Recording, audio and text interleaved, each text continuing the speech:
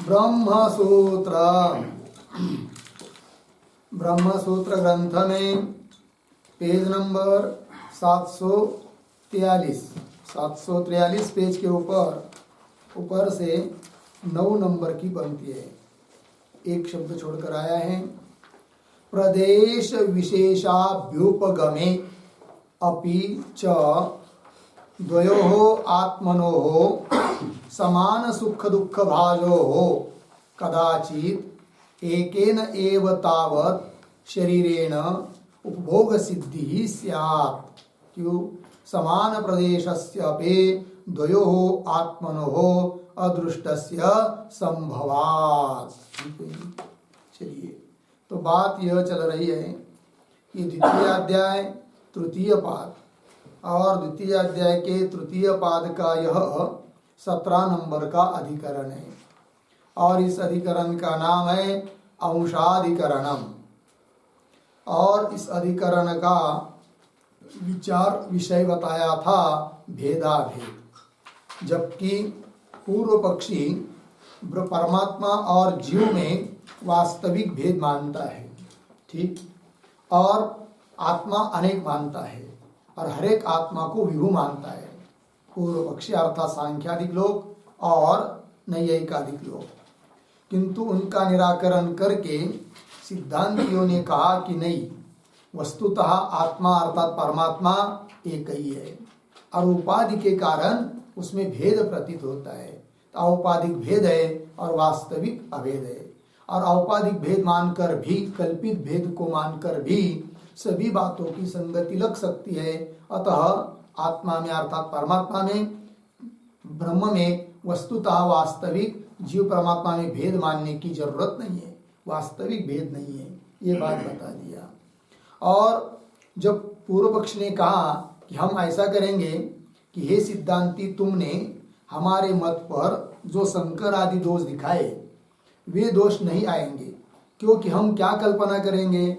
तो पूर्व पक्ष ने कहा कि आत्मा अनेक है, बराबर, आत्मा प्रत्येक आत्मा विभु है, ये भी ठीक है, किंतु एक आत्मा के लिए एक शरीर है और जिस आत्मा का जो शरीर है उस शरीर का प्रवेश, उस आत्मा अनेक है, शरीर अनेक है और एक आत्मा के लिए एक शरीर है।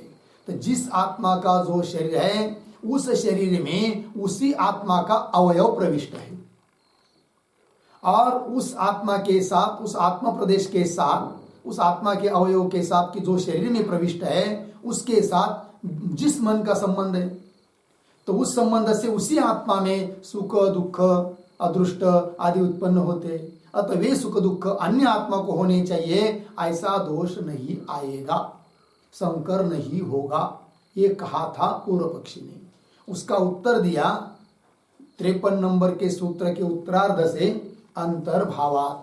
तो हे पूर्व पक्षी, सिद्धांती बोलते हैं पूर्व पक्षी को कि हे पूर्व पक्षी, तुमने आत्माओं को तो व्यापक माना है और विभु माना है, और यदि विभु है तो हर एक शरीर में सभी आत्माओं का प्रवेश तुमको मानना ही पड़ेगा। और यदि प्रत्येक शरीर में सभी आत्माओं का प्रवेश है तो उन सभी आत्माओं के साथ मन का संबंध भी हो जाएगा। और सभी आत्माओं के साथ यदि मन का संबंध है तो इस मन का इस आत्मा के साथ ही संबंध है, संयोग है। अब उससे उस आत्मा के लिए ही अदृष्ट उत्पन्न होता है और उस आत्मा के लिए ही सुख दुख उत्पन्न होते हैं, ऐसा तुम कह नहीं सकते हो। अर्थात संकर दोष तुम्हारे मत में आएगा ही आएगा। इतना ही नहीं, तो सभी आत्माओं के सन्निधि में यदि शरीर उत्पन्न हुआ है तो किस आत्मा का कौन सा शरीर है, इस बात को भी तुम निश्चित नहीं कर सकते, ऐसा सिद्धांतियों ने कहा पूर्व पक्षी के प्रति। तो पूर्व पक्षी का खंडन हुआ। और भी खंडन कर रहे सिद्धांती उस पूर्व पक्षी का कि यदि हे पूर्व पक्षी, तुम आत्मा को विभु और अनेक मानकर भी उसका अवयव मानेंगे, प्रदेश मानेंगे, भाग मानेंगे, तो और क्या क्या दोष आ सकता है, उस बात को पुनः सिद्धांती कह रहे हैं पूर्व पक्षी के प्रति। तो वही पंक्ति अभी आ रही है, प्रदेश विशेष अभ्युपगमे अपि इत्यादि। तो ये जो पंक्ति चालू हो रही है उसके पूर्व में छोटा सा एक वाक्य लिख लीजिए अवतरण के रूप में। प्रदेश पक्षे दोषांतरम आह, कल लिखा था क्या? अच्छा, प्रदेश पक्षे दोषांतरम आह प्रदेश इति। तो पूर्व पक्षी के लिए सिद्धांती बोलते कि ये पूर्व पक्षी, सिद्धांती बोल रहे पूर्व पक्षी को, ये पूर्व पक्षी प्रदेश मानोगे, आत्मा का अवयव मानोगे, आत्मा का भाग मानोगे, तो और क्या क्या दोष आएंगे वो भी सुन लो। तो पंक्ति वो बोल रही है। तो चलिए, जो पंक्ति मैंने पढ़ी है संभवात तक, उन शब्दों का थोड़ा सा अन्वय कर लेंगे। तो लिखेंगे शुरू से, प्रदेश विशेष अभ्युपगमे अपि, अपि च, दो शब्द छोड़कर आगे, समान सुख दुख भाजो हो, पीछे द्वयो हो आत्मनो हो, थोड़ा आगे जाकर दो चार शब्द, उपभोग सिद्धि, उपभोग सिद्धि पीछे, कदाचित एकेन एव तावत् शरीरेण, आगे स्यात्, पुनः दो शब्द छोड़कर, द्वयोः आत्मनोः अदृष्टस्य, पीछे समान प्रदेशस्य अपि, अंतिम में संभवात्। ठीक है, देखो वह अर्थ। तो प्रदेश विशेष अभ्युपगमे अपि, हरेक आत्मा के प्रदेश विशेष का, अवयव विशेष का, पार्ट विशेष का यदि तुम स्वीकार करते हो तब, सिद्धांती करे पूर्व पक्षी को, तो प्रदेश विशेष अभ्युपगमे अपि च होगा क्या? तो समान सुख दुख भाजो हो द्वयो हो आत्मनो हो, समान सुख दुख के भागीदार ऐसे जो दो आत्मा, कि जैसे समझ लीजिए दोनों आत्मा है, ऐसे आत्मा तो अनेक है, किंतु कोई दो आत्मा लीजिए कि जिनका अदृष्ट समान हो कदाचित, और उस अदृष्ट के कारण उनको सुख दुख समान होने वाले हो, तो ऐसे दो आत्माओं का उपभोग, सुख उनको होने वाला सुख दुख का साक्षात्कार एक ही शरीर से दोनों का हो जाएगा, क्योंकि शरीर एक है और उस शरीर में बहुत सभी आत्मा का प्रवेश है, तीन दो आत्मा का भी प्रवेश है, और दोनों का अदृष्ट आदि समान है। तो उन अदृष्ट के बल पर उन दो आत्माओं को जो भी सुख दुख होने वाला है, वो सुख दुख दो आत्माओं को एक ही शरीर के माध्यम से हो जाएगा। यदि इस प्रकार आत्मा का कोई प्रदेश भाग मानेंगे और उसमें अदृष्ट आदि मानेंगे, तो ये बोल रहे हैं सिद्धांती पूर्व पक्षी को। कैसे? दृष्टांत से घटाएंगे। तो पंक्ति पहले इसको पूरा कर लीजिए। तो प्रदेश विशेष अभ्युपगमे च समान सुख दुख भाजो हो, समान सुख दुख के भागीदार ऐसे जो दो आत्मा, द्वयो हो आत्मनो हो, दो आत्माओं के लिए उपभोग सिद्धि, उपभोग की सिद्धि क्या? कदाचित एकेन एव तावत् शरीरेण स्यात्, कदाचित एक ही शरीर के द्वारा दोनों को उपभोग सिद्धि हो जाएगी। क्यों? हेतु दे रहे आगे, द्वयोः आत्मनोः अदृष्टस्य समान प्रदेशस्य अपि संभवात्, दोनों भी आत्माओं का जो अदृष्ट है, सुख दुख का साक्षात्कार रूप भोग देने वाला अदृष्टस्य समान प्रदेशस्य अपि संभवात्, समान प्रदेश एक प्रदेश, एक भाग, एक ही भाग में दोनों आत्माओं का अदृष्ट रहने की संभावना होने के कारण ये कह रहे। तो द्वयो आत्मनो अदृष्ट से समान प्रदेशस्य अपि संभवात्, लग गया। आगे चलिए, तथा ही, इसको स्पष्ट करना है। अब अभी जो पंक्ति पढ़ी, ये जो पंक्ति आ रही तथा ही इत्यादि, तो तथा ही के पूर्व में एक वाक्य लिखिए छोटा, द्वयोः आत्मनोः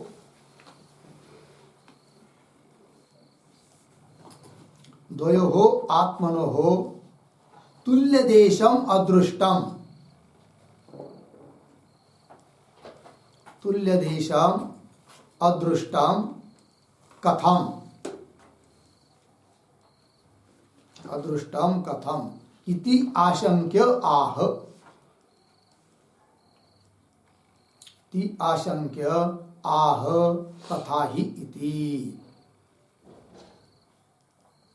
ठीक है, देखो भाई अर्थ, द्वयोः आत्मनो, दो आत्माओं का अदृष्ट तुल्य देशम, एक देश में एक भाग में भी हो सकता है। ये कैसे? ऐसी शंका, क्योंकि अभी अभी बताया था कि दो आत्माओं के लिए एक ही शरीर से उपभोग हो सकता है, किंतु दो आत्माओं का अदृष्ट एक ही देश में हो सकता है, यह बात कैसी? ये प्रश्न, तो उसका स्पष्टीकरण कर रहे तथा ही इत्यादि पंक्ति में भाष्य में। तो द्वयोः आत्मनोः तुल्य देशम अदृष्टम कथम इति आशंक्य आह तथा ही इति। तो पंक्ति देखिए, तथा ही देवदत्तः यस्मिन् प्रदेशे सुख दुःखम अन्वभूत तस्मात् प्रदेशात् अपक्रांते तच्छरीरे यज्ञदत्त शरीरे च तम प्रदेशम अनुप्राप्ते तस्य अपि इतरेण समान सुख दुःखानुभव दृश्यते। अर्धविराम, सह न स्यात् यदि देवदत्त यज्ञदत्तयोः समान प्रदेशम अदृष्टम न स्यात्। एक ही प्रदेश में दोनों का अदृष्ट है कि नहीं, कैसा हो सकता है? इस बात का स्पष्टीकरण कर रहे हैं। ठीक है, तो देखो भाई, थोड़ा सा अन्वय पहले कर लेंगे शब्दों का शुरू से। तथा ही, एक शब्द छोड़कर आगे, यस्मिन् प्रदेशे, पीछे देवदत्तः, देवदत्तः, आगे सुख दुःखम अन्वभूत तस्मात् प्रदेशात्, एक शब्द छोड़कर, तच्छरीरे अपक्रांते, तच्छरीरे अपक्रांते, आगे थोड़ा जाकर च, उसके पीछे यज्ञदत्त शरीरे, आगे तम प्रदेशम, आगे सरल है, तम प्रदेशम अनुप्राप्ते तस्यापि इतरेण समान सुख दुःखानुभव दृश्यते। स न स्यात् यदि देवदत्त यज्ञदत्तयोः समान प्रदेशम अदृष्टम न स्यात्। एक एक बात देखिए, सफाई करके, यस्मिन् प्रदेशे, ठीक है ना, अर्थात आत्मा के जिस अवयव में देवदत्त सुख दुःखम अनुभूत, देवदत्त ने सुख या दुख का अनुभव किया, आत्मा के जिस प्रदेश में, जिस अवयव में। ये जो शब्द है ना यस्मिन् प्रदेशे, उसका अर्थ लिखिए आत्मनः यस्मिन् अवयवे,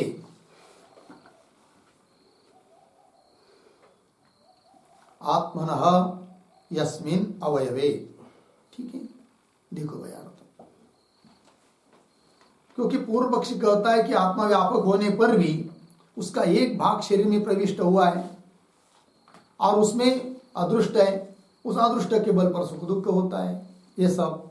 तो देखो भाई, तो यस्मिन् प्रदेशे मतलब आत्मा के जिस अवयव में देवदत्त सुखम दुखम, सुख दुखम अनुभव, सुख या दुख का उसने क्या किया? अनुभव किया। फिर थोड़ी देर के बाद तस्मात् प्रदेशात्, उस प्रदेश से, उस भाग से, उस जगह से क्या हुआ? तच्छरीरे अपक्रांते, तच्छरीरे देवदत्त शरीर, अपक्रांते दूर चला गया, वहां से उड़ गया। कौन? देवदत्त का शरीर उड़ गया और वहां से दूर कहीं चला गया। समझ लीजिए कोई पेड़ है, पुष्प वृक्ष है, उसके नीचे कोई पत्थर जैसा एक पड़ा हुआ है अच्छी तरह से, उसमें आकर बैठ गया देवदत्त थोड़ी देर के लिए। गर्मी के दिन थे, छाया और सुगंध मिल रहा है, पुष्प वृक्ष है बड़ा, बहुत सुख का अनुभव किया। उसके बाद थोड़ी देर के बाद वहां से चला गया। कौन? देवदत्त। अब उस जगह पर आकर बैठ गया। कौन? यज्ञदत्त। और उसको भी उसी प्रकार का सुख का अनुभव हो रहा है।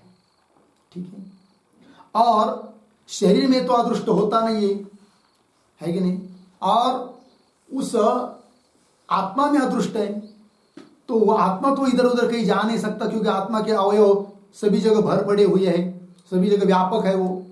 तो देवदत्त जैसे घट को इधर से वहां ले जाने पर भी घट जाता है, घट का अंदर जो आकाश है वो जाता नहीं है। उस प्रकार देवदत्त चला गया शरीर, तो भी उसका आत्मा तो वहीं पर खड़ा है, वहीं पर है, और वहां पर आकर बैठ गया। कौन? यज्ञदत्त। तो यज्ञदत्त के शरीर में वही अवयव घुस गया जो देवदत्त के शरीर में था, आत्मा का अवयव, है कि नहीं? और सुख दुख उसी प्रकार का सुख हो रहा है किसको? यज्ञदत्त को। इसका मतलब जिस प्रदेश में, आत्म प्रदेश में देवदत्त का अदृष्ट था, उसी आत्म प्रदेश में यज्ञदत्त का भी अदृष्ट है। अदृष्ट वही है। उस अदृष्ट का भोग, जिस अदृष्ट का भोग देवदत्त को हुआ, उसी अदृष्ट का भोग हो रहा है किसको? यज्ञदत्त को हो रहा है, ये मानना पड़ेगा।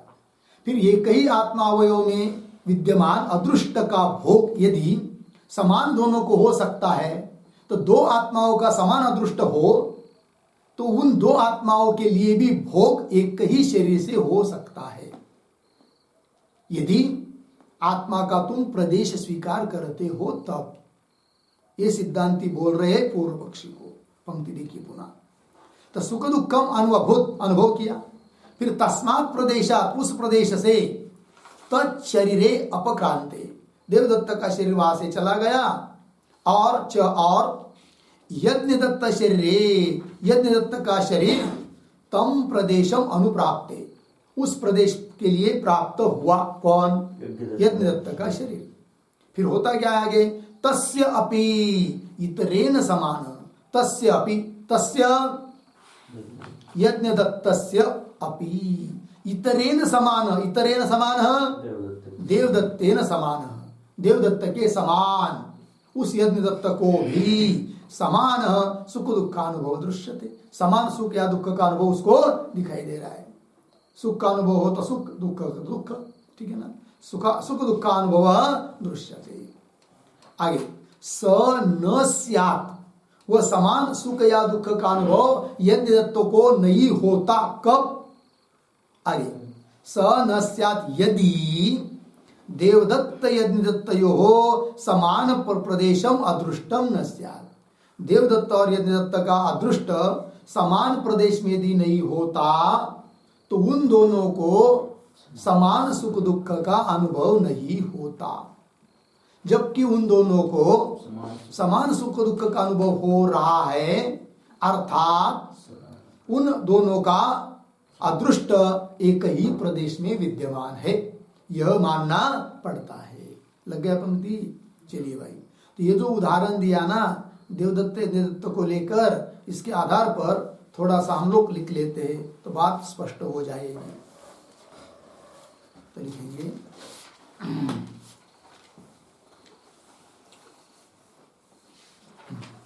आत्मा व्यापक होने से, आत्मा व्यापक होने से उसके अवयव सभी जगह भर पड़े हुए हैं, उसके अवयव सभी जगह भर पड़े हुए हैं। पूर्ण विराम। अब देवदत्त के शरीर में, देवदत्त के शरीर में जो आत्मा का अवयव है, जो आत्मा का अवयव है, अर्धविराम, वह अवयव कौंस में लिखिए प्रदेश, कौंस बंद, प्रदेश। आइए, देवदत्त चले जाने पर, देवदत्त चले जाने पर भी उसके साथ जाता नहीं है, उसके साथ जाता नहीं है। पूर्ण विराम। क्योंकि आत्मा के अवयव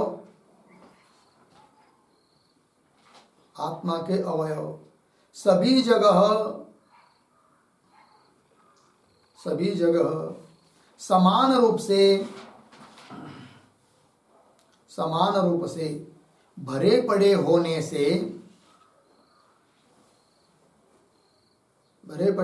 से उन अवयवों का चलना डैश देकर जाना संभवता नहीं है। चलना जाना संभवता नहीं है। पूर्ण विराम। आगे, देवदत्त चलता है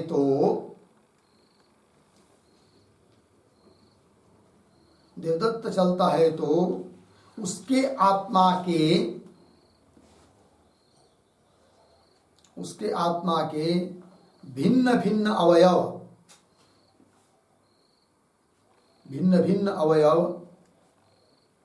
देवदत्त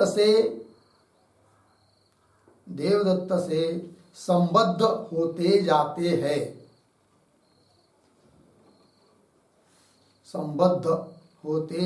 हैं।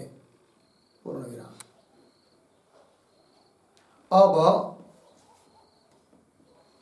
अब समझ लीजिए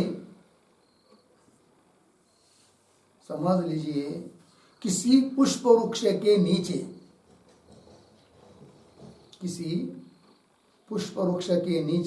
बैठकर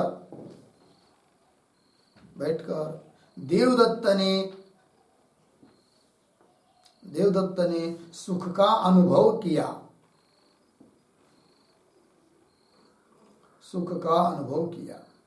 अर्धविराम। बाद में वहां से चला गया।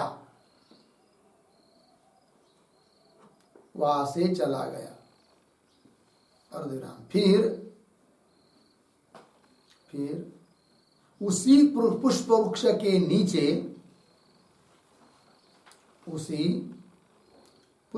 के नीचे यदि यज्ञदत्त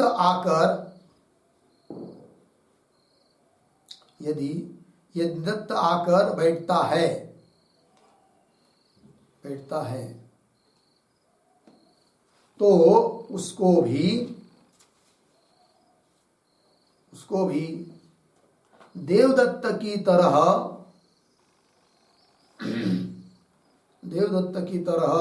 सुख का अनुभव होता है।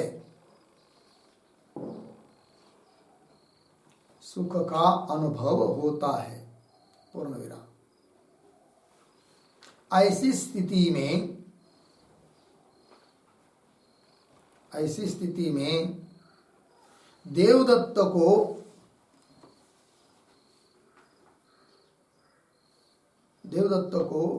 सुख का अनुभव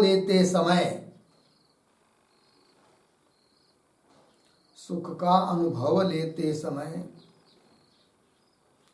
उसके शरीर में आत्मा का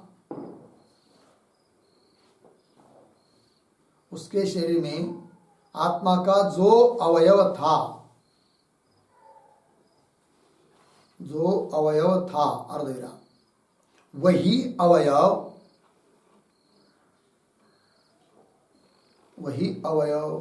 यज्ञदत्त को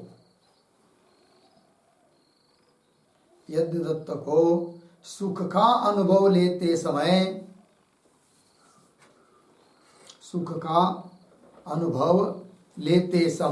प्राप्त है। अर्धविराम। ऐसा मानना पड़ेगा। पूर्ण विराम। अतः सिद्ध होता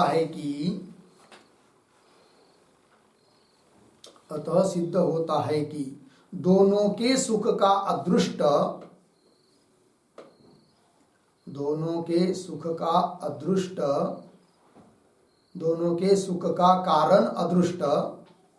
कारण अदृष्ट आत्मा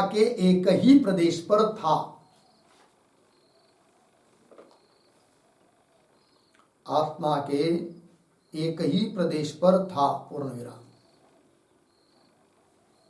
क्योंकि एक ही प्रदेश पर एक ही प्रदेश पर दोनों का अदृष्ट नहीं मानेंगे, दोनों का अदृष्ट नहीं मानेंगे तो एक ही जगह पर दोनों को सुख कभी नहीं होगा, दोनों को सुख कभी नहीं होगा। पूर्ण विराम। और यदि दोनों का अदृष्ट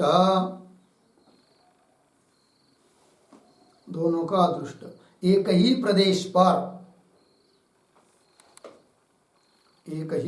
पर कंस में लिखे अवयव पर कंस बंद है और उस प्रदेश वाला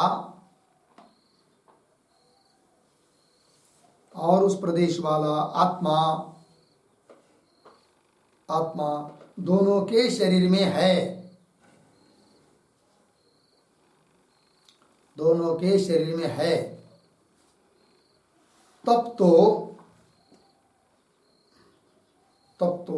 देवदत्त को सुख होते समय ही यज्ञदत्त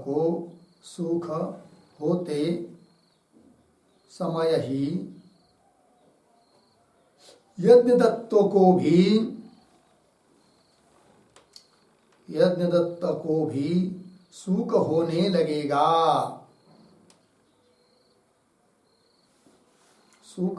लगेगा, यह दोष आता है, पूर्ण विराम। कुल मिलाकर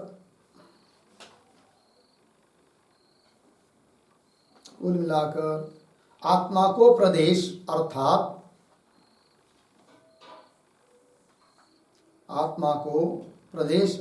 अवयव है,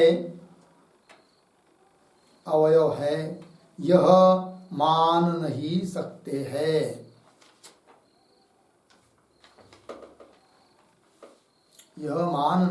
हैं, ठीक है। चलिए भाई, तो देखो भाई यार, तो प्रदेश विशेष को मानकर पूर्व पक्षी जो शंकरादि दोष का वारण करना चाहता है तो भी उस पूर्व पक्षी शंकरादि का वारण कर नहीं सकता है, प्रयास करेगा वो नहीं हो सकता है, खंडन कर रहे। तो कैसा क्या तो बता दिया, पढ़ता हूं। तो आत्मा को व्यापक होने से उसके अवयव सभी जगह भर पड़े, क्योंकि आत्मा को क्या माना है उन्होंने, व्यापक माना है, तो सभी जगह वो है कि नहीं। अब देवदत्त के शरीर में जो आत्मा का अवयव है वह अवयव देवदत्त चले जाने पर भी उसके साथ जाता नहीं। देवदत्त के शरीर में जिस आत्मा का अवयव है वह देवदत्त का शरीर इधर उधर कहीं भी जाएगा तो भी उसके अवयव आत्मा कहीं चाहता आता नहीं, क्योंकि जहां जाना है वहां पर भी वो प्राप्त ही है। जैसे घटाकाश, घट को इधर उधर किधर भी लेकर घूमेंगे तो भी उसके अंदर जो आकाश है वो कहीं जाता आता नहीं है, क्योंकि जहां घट को ले जाओगे वहां पहले से वो आकाश विद्यमान है, यह आकाश वहां क्यों जाएगा, नहीं जाएगा।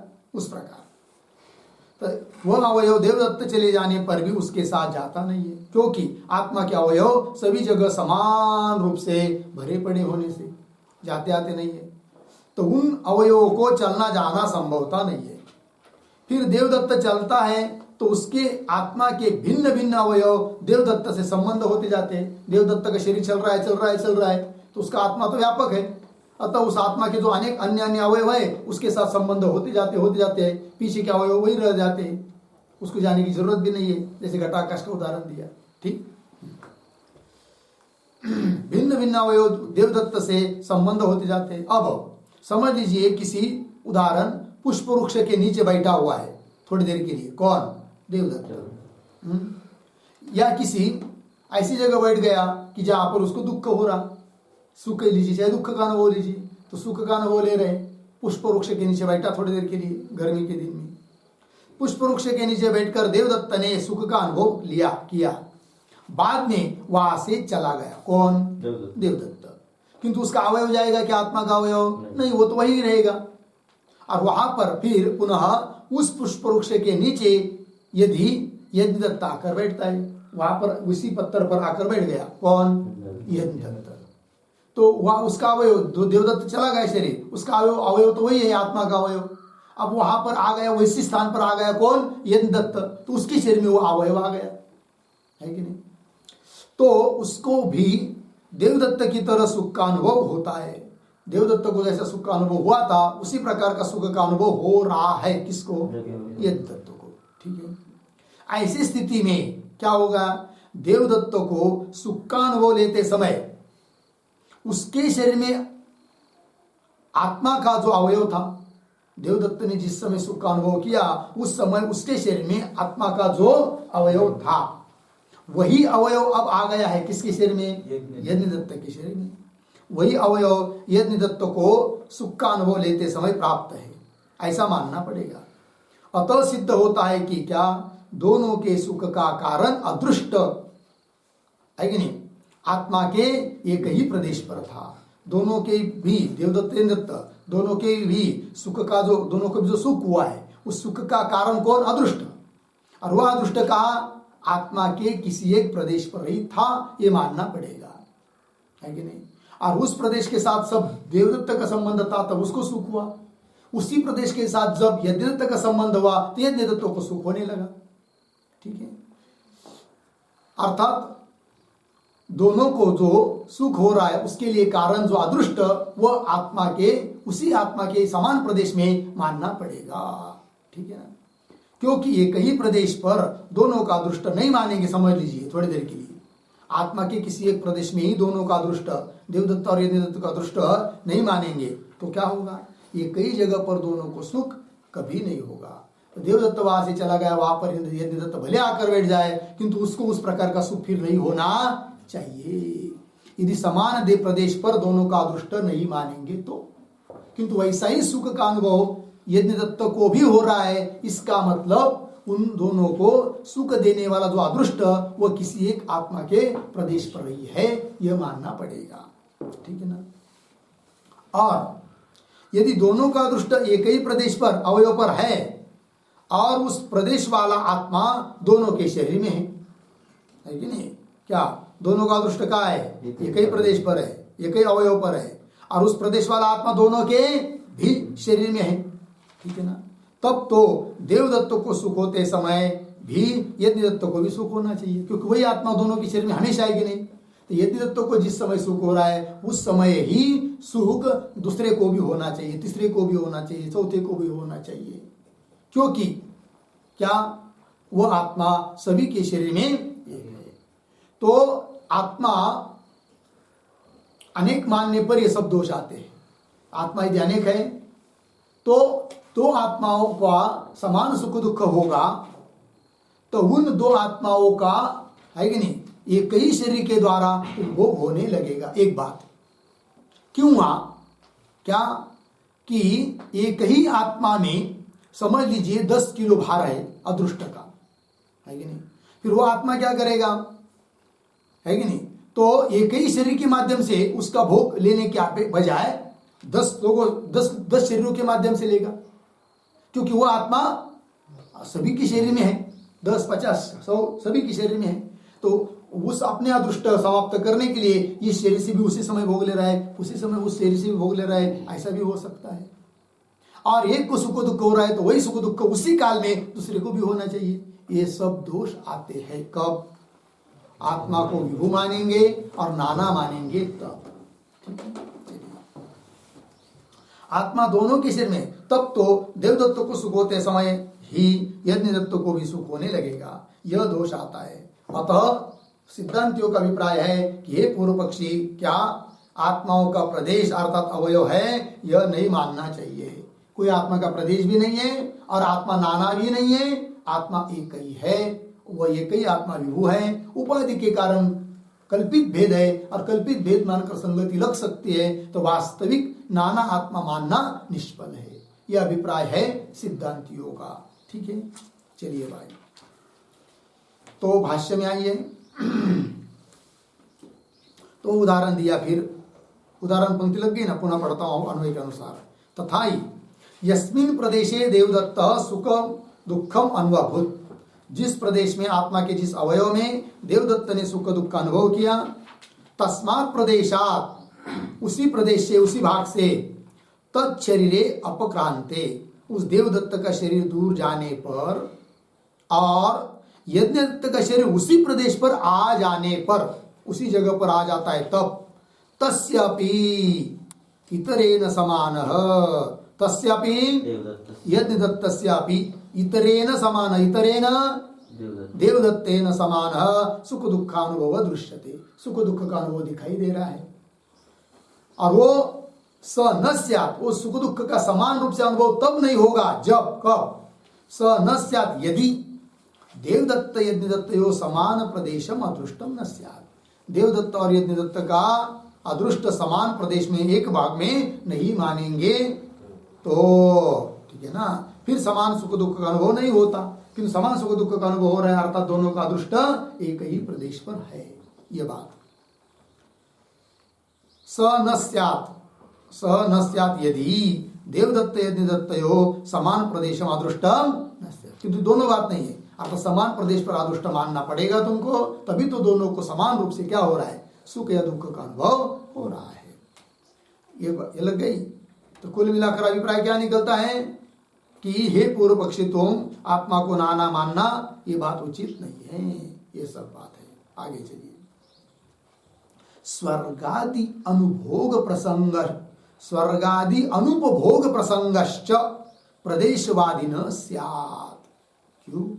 ब्राह्मणादि शरीर प्रदेशेषु अदृष्ट निष्पत्ति, प्रदेशांतरवर्तित्वाच्च स्वर्गादि उपभोगस्य, ये भी सब दिक्कत आएगी। ठीक है, तो ये जो पंक्ति चालू हुई है स्वर्गादि इत्यादि, उसके पूर्व में एक वाक्य लिखते हैं अन्वय के रूप में, अवतरण के रूप में, फिर उसके बाद पंक्ति के शब्दों का भी अन्वय करेंगे। तो लिखेंगे किंच प्रदेश भेदे अपि, प्रदेश भेदे अपि कर्तृत्व भोक्तृत्वयोः,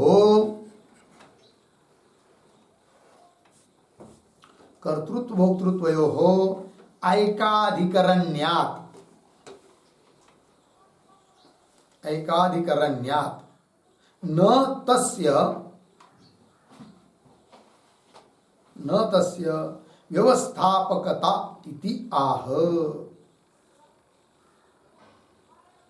न तस्य व्यवस्थापकता इति आह स्वर्गादि इति। ठीक है, देखो यार, किंच और क्या, प्रदेश भेदे अपि, समझ लीजिए प्रदेश का भेद मानेंगे तो भी कर्तृत्व वक्तृत्व एकाधिकरण ये नियम होता है, जो करता है वही भोक्ता बनता है, और जिस अधिकरण में कर्तृत्व किया उसी अधिकरण में भोग लेना पड़ता है कि नहीं? करता हुआ देवदत्त भोक्ता हो जाएगा यज्ञदत्त, ऐसा होता नहीं है। ठीक है ना। चलिए, किंच प्रदेश भेदे अपि कर्तृत्व भोक्तृत्वयोः एकाधिकरण्य, इसलिए न तस्य व्यवस्थापकता, इसलिए तस्य प्रदेश भेदस्य, तस्य शब्द से क्या लेंगे, प्रदेश भेदस्य व्यवस्थापकता न इतिहास, अर्थात प्रदेश का भेद मानने पर भी व्यवस्था नहीं हो सकती है। प्रदेश का भेद मानेंगे तो ऊपर जो बात बताई है कि नहीं, वो सब दिक्कत होगी। एक ही आत्मा अनेक शरीरों से एक ही काल में भोग लेने लगेगा। क्यों? दो आत्माओं का शरीर, दो आत्माओं का अदृश्य समान हो तो दो आत्माओं का भोग एक ही शरीर से होने लगेगा, यह आपत्ति आएगी। और प्रदेश भेद मानेंगे तो भी दिक्कत आती है। वो कैसे, वो बता रहे, देखिए, स्वर्गादि अनुपभोग प्रसंग होगा च प्रदेशवादिनः स्यात्। कैसे? तो ब्राह्मणादि शरीर प्रदेशेषु अदृष्ट निष्पत्ति है, प्रदेशांतर्वर्तित्वाच्च सुखाति उपभोगस्य। थोड़ा शब्दों का अन्वय कर लीजिए, च से लेंगे, पहले एक दो शब्द जोड़कर, च प्रदेशवादिनः पीछे स्वर्गादि अनुपभोग प्रसंग, स्वर्गादि अनुपभोग प्रसंग स्यात् अर्धविराम ब्राह्मणादि शरीर प्रदेशेषु अदृष्ट निष्पत्ते, एक शब्द छोड़कर च स्वर्गादि उपभोगस्य पीछे प्रदेशांतरवर्तित्वात्। ठीक है, चलिए ये जो शब्द आया है ना प्रदेशांतरवर्तित्वात्, उसका अर्थ लिखिए स्वर्गादि शरीरावच्छिन्न प्रदेशवर्तित्वात्, स्वर्गादि शरीरावच्छिन्न प्रदेशवर्तित्वात्, प्रदेशवृत्तित्वात् या वर्तित्वात्, प्रदेशवृत्तित्वात्। ठीक है, और देखो भाई अन्वय के अनुसार एक एक च और प्रदेशवादिनः, जो लोग आत्मा के प्रदेश मानते हैं, अवयव मानते हैं, भाग को मानते हैं, उनके मत में और एक दोष आ रहा है। कौन, क्या दोष? कि स्वर्गादिकों का उपभोग नहीं हो पाएगा। कैसे? तो घटा रहे, एक एक बात देखिए। च प्रदेशवादिनः स्वर्गादि अनुपभोग प्रसंग, स्वर्गादि का उपभोग नहीं हो पाएगा। कैसे? तो स्वर्ग प्राप्ति के लिए जो अदृष्ट लगता है या स्वर्ग के भोग लेने के लिए जो अदृष्ट लगता है, उस अदृष्ट को निर्माण किया उस व्यक्ति ने। कहां पर? इस भूतल पर, ब्राह्मण आदि शरीर के आधार पर, क्योंकि उसको, उस जीवात्मा को, उस आत्मा को ब्राह्मण का शरीर प्राप्त है, समझ लीजिए। तो ब्राह्मण आदि शरीर प्रदेशेषु अदृष्ट निष्पत्ति है। ब्राह्मण आदि शरीर प्रदेश में उत्पन्न हुआ कौन? अदृष्ट, स्वर्ग को देने वाला अदृष्ट। फिर उस कुछ दिन के बाद वो मर गया ब्राह्मण, फिर चला गया स्वर्ग में, फिर वहां उसको उपभोग हो रहा है। अब देखिए, जिस ब्राह्मण शरीर ने यज्ञादि कर्म किए थे, अदृष्ट निर्माण किया था, वो शरीर, ब्राह्मण शरीर मर गया और चला गया। वो तो यहाँ पर जला दिया, उसको मर गया, किंतु उसको हम लोग क्या मानते हैं? वो चला गया कहाँ पर? स्वर्ग में। किंतु उसका जो आत्मा है, अंतरात्मा है, वो तो व्यापक है ना, वो तो जाता आता नहीं है। तो अदृष्ट निर्माण किया ब्राह्मणावच्छिन्न शरीर में, शरीर प्रदेश में, और उपभोग हो रहा है स्वर्ग में जो प्राप्त शरीर है, उस शरीर अवच्छिन्न प्रदेश में। ये कैसा होगा? जिस प्रदेश में अदृष्ट उत्पन्न हुआ है, उसी प्रदेश में क्या होगा? उपभोग होगा। यहाँ पर तुम तो अदृष्ट की निर्मिति मान रहे अन्य प्रदेश पर और उपभोग मान रहे अन्य प्रदेश पर, ये तो हो नहीं सकता। ये सिद्धांति बोल रहे पूर्व पक्षी को। पंक्ति देखिए, तो प्रदेशवादिनः स्वर्गादि अनुपभोग प्रसंग स्यात्। कैसे? ब्राह्मण आदि शरीर प्रदेशेषु अदृष्ट निष्पत्ति, ब्राह्मण आदि शरीर प्रदेश में अदृष्ट की निष्पत्ति हुई है, उत्पन्न हुआ है। च और स्वर्गादि उपभोगस्य, और स्वर्गादि का उपभोग का हो रहा है प्रदेशांतरवर्तित्व। प्रदेशांतरवर्ती मतलब स्वर्गादि शरीरावच्छिन्न प्रदेश में होगा, किंतु ये तो होता नहीं है, है कि नहीं? जिस प्रदेश में जो करेगा वही भोगेगा ना। तो इस प्रदेश में अदृष्ट उत्पन्न हुआ है, तो उसी प्रदेश में होना चाहिए उसको क्या? सुख दुख।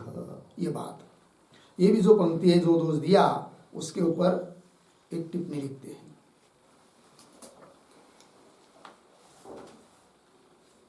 लिखेंगे प्रदेश विशेषाभ्युपगमे,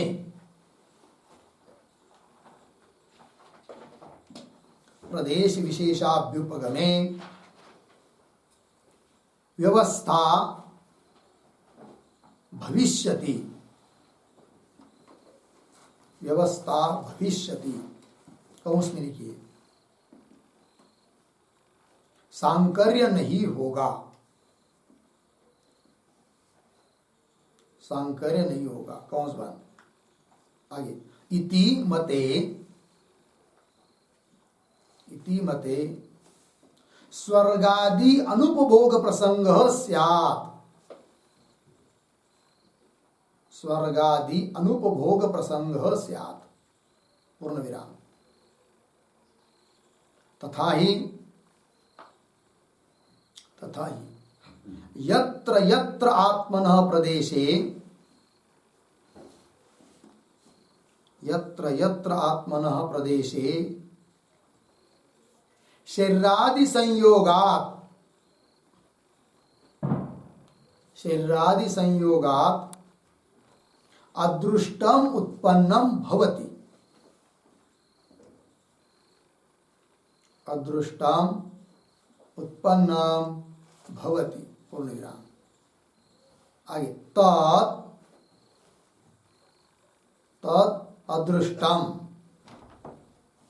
तत् अदृष्टम तत्र एव अचल प्रदेशे, तत्र एव अचल प्रदेशे स्थितं भवति, स्थितं भवति। इति अतः, इति अतः स्वर्गादि शरीरावच्छिन्नात्मनि, स्वर्गादि शरीरावच्छिन्नात्मनि अदृष्टाभावात्, अदृष्टाभावात् भोगः न स्यात्, भोगः न स्यात्, पूर्ण विराम। अतः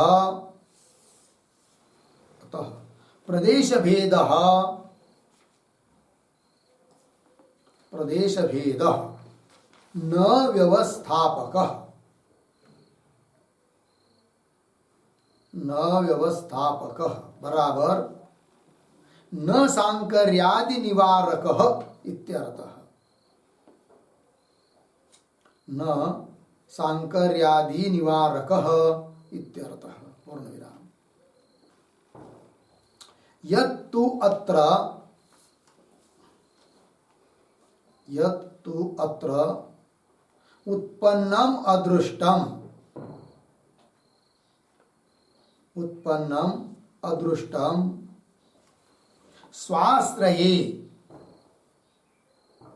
स्वाश्रये यत्र क्वचित भोग हेतु, क्वचित यत् भोग हेतु इति, इति स्वर्गादि भोग सिद्धि,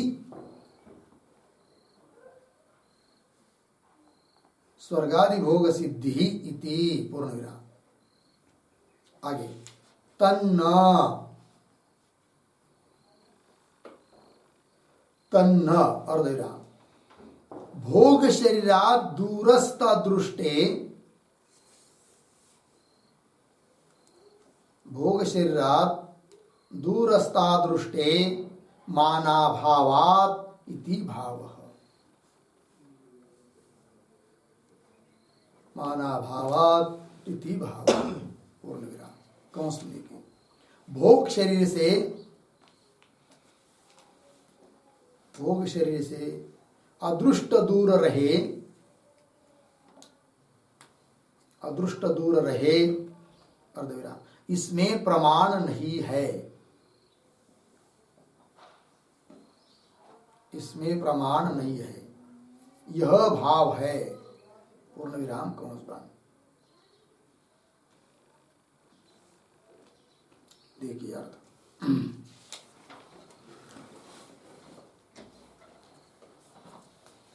तो प्रदेश विशेष अभ्युपगमे है कि नहीं, सिद्धांती बोल रहे पूर्व पक्ष को, हे पूर्व पक्षी आत्मा का प्रदेश विशेष स्वीकार करने तो व्यवस्था भविष्यति अर्थात सांकर्य नहीं होगा, ऐसा तो मानेंगे।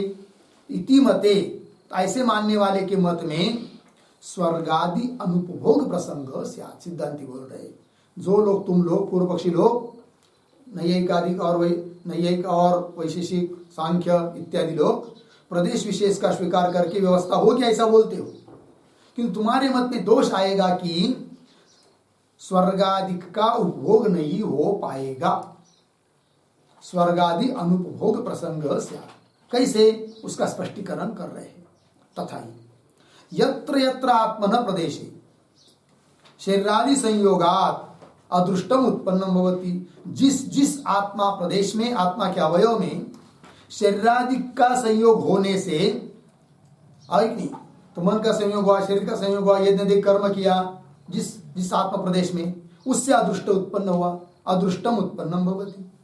ठीक, और आगे तत् अदृष्टम तत्र एव अचल प्रदेश स्थितम भवति, और वह अदृष्ट वहीं पर रहेगा, वही आत्म प्रदेश पर रहेगा, क्योंकि आत्मा तो अचल है, तो उस आत्मा के अचल प्रदेश पर ही रहेगा कौन? वह अदृष्ट। जैसा आत्मा का वह प्रदेश अन्य इधर उधर जाता नहीं है, तो अदृष्ट भी इधर उधर नहीं जाएगा, वहीं पर पड़ा रहेगा। इति अदृष्टम तत्र एव अचल प्रदेश स्थितम भवति इति, अतः फिर ऐसा होने से क्या होगा? स्वर्गादि शरीरावच्छिन्न आत्मनि अदृष्टाभावात् भोग न स्यात्, है कि नहीं? तो स्वर्ग में जो प्राप्त शरीर है, तो स्वर्गावच्छिन्न, स्वर्ग में प्राप्त जो शरीर, तो स्वर्गादि शरीरावच्छिन्न आत्मा में, वहां पर उस आत्म प्रदेश में अदृष्ट है क्या? नहीं है। तो अदृष्ट ही नहीं है तो भोग कैसा होगा? फिर स्वर्ग के पदार्थ होगा? नहीं होगा, होगा। ठीक है ना? तो अदृष्टाभावात् भोग न स्यात्, अतः प्रदेश भेद न व्यवस्थापक। इसलिए सिद्धांति करे पूर्व पक्षी को प्रदेश के भेद मानकर, अवयव भेद मानकर व्यवस्था लगाने का तुम प्रयास कर रहे हो कि सांकर्यादि दोष नहीं होगा, वह कुछ बात नहीं है। अतः प्रदेश भेद न व्यवस्थापक, मतलब न सांकर्यादि निवारक, सांकर्यादि दोष को निवारण नहीं कर सकता। आगे यत्तु अत्र उत्पन्नम अदृष्टम, कदाचित ऐसा मानेंगे वो लोग, पूर्व पक्षी लोग, क्या? यत्तु अत्र उत्पन्नम अदृष्टम, यहाँ पर उत्पन्न हुआ अदृष्ट, ब्राह्मण शरीराव है कि नहीं, ब्राह्मण शरीरावच्छिन्न आत्मा में उत्पन्न हुआ जो अदृष्ट, वह अदृष्ट क्या? स्वाश्रय यत्र क्वचित भोगेतु, स्व अदृष्ट, इसका आश्रय कौन? आत्मा, है कि नहीं, और उस आत्मा के लिए कहीं पर भी भोग देगा, ऐसा यदि मानोगे, सिद्धांति बोल रहे किसको? पूर्व पक्षी को। यत्र क्वचित भोग हेतु इति, स्वर्गादि भोग सिद्धि, तब तो स्वर्ग में भी भोग की सिद्धि हो जाएगी, ऐसा बोलेगा कदाचित पूर्व पक्षी। तो उत्तर कर रहे सिद्धांत, उत्तर दे रहे तन्न, ऐसा मान नहीं सकते। क्यों? भोग शरीरात दूरस्थादृष्टे माना भावात, भोग शरीर से अदृष्ट दूर है, ऐसा मानने के लिए कोई प्रमाण नहीं है। माना भावात इति भाव, अतः भोग शरीर से अदृष्ट दूर रहे, इसमें कोई प्रमाण नहीं है। अतः पूर्व पक्षी का कहना ठीक नहीं है। तो प्रदेश विशेष मानने पर और कौन सा दोष दिखाया? कि स्वर्गादिक का भोग नहीं हो पाएगा। कैसे? वो बात उत्पत्ति लगा दिया सिद्धांतियों ने। अतः आत्मा के प्रदेश है, और आत्मा को हम व्यापक मानेंगे और अनेक मानेंगे और उसके प्रदेश मानेंगे, तो व्यवस्था हो जाएगी। यह जो पूर्व पक्षी का कहना है, वह उसका कहना ठीक नहीं है। ठीक है, चलिए भाई आगे भाष्य में। तो ब्राह्मण शरीर प्रदेशेषु अदृष्ट निष्पत्ते है प्रदेशांतर्वर्तित्वाच्च स्वर्गादि उपभोगस्य, स्वर्गादि का उपभोग अन्य प्रदेश में मानना पड़ेगा, किंतु ऐसा तो हो नहीं सकता है, तो दोष आया। आगे चलिए फिर, सर्वगतत्व अनुपपत्तिश्च बहुनाम आत्मनाम दृष्टान, आत्मनाम क्यों? दृष्टांता भावात्। ठीक है, थोड़ा सा अन्वय, बहुनाम आत्मनाम, पीछे सर्वगतत्वानुपपत्ति ही च, आगे क्यों? दृष्टांता भावात्। ठीक है, क्या बात बतानी है इस पंक्ति में? तो सर्वगतत्व इत्यादि जो पंक्ति है, उसके पूर्व में एक वाक्य लिखते अवतरण,